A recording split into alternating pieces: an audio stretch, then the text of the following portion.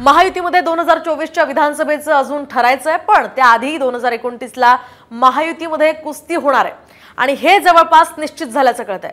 त्याचं कारण म्हणजे अमित शहांनी केलेलं एक मोठं विधान।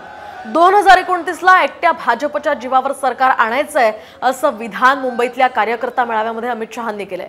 महाराष्ट्राची निवडणूक देशाची दिशा आणि दशा बदलते असंही मोठं विधान त्यांनी केलंय। नेमकं काय म्हटलंय ते आपण पाहूयात। 2029 मध्ये एकट्या भाजपच्या जीवावर सरकार आणायचंय। महाराष्ट्राची निवडणूक देशाच्या राजकारणाची दिशा आणि दशा बदलेल। महायुतीचं सरकार पुन्हा येणार ही काळ्या दगडावरची रेघ असल्याचंही अमित शहा म्हणाले। तर कार्यकर्त्यांनी निराशा झटकून आता कामाला लागा अशाही सूचना त्यांनी केल्यात। कोणत्याही सर्वेचा विचार करू नका असाही एक सल्ला त्यांनी दिला। तर महायुतीचं सरकार येणार ही काळ्या दगडावरची रेघ असल्याचं या ठिकाणी अमित शहांनी मत व्यक्त केलं होतं। त्यावर एकनाथ शिंदे आणि अजित पवारांनी आता सावध प्रतिक्रिया दिली आहे।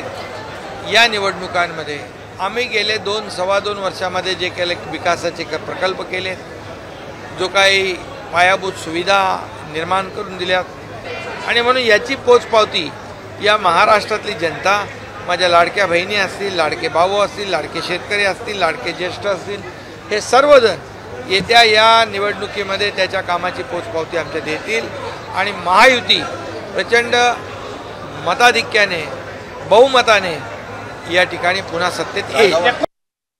इतर राज्याची परिस्थिती वेगळी आहे, महाराष्ट्राची पूर्णपणे परिस्थिती वेगळी आहे, परंतु कार्यकर्त्यांना मॉरल वाढवण्याच्या करता की बाबा पुढे आपल्याला करायचं आहे असं ते म्हणजे त्या हेतूने सांगितलं असेल मला माहिती नाही, परंतु त्यांना त्यांचा पक्ष सिंगल लार्जेस्ट पार्टी करण्याचा आणि पूर्णपणे बहुमतात आणायचा अधिकार आहे।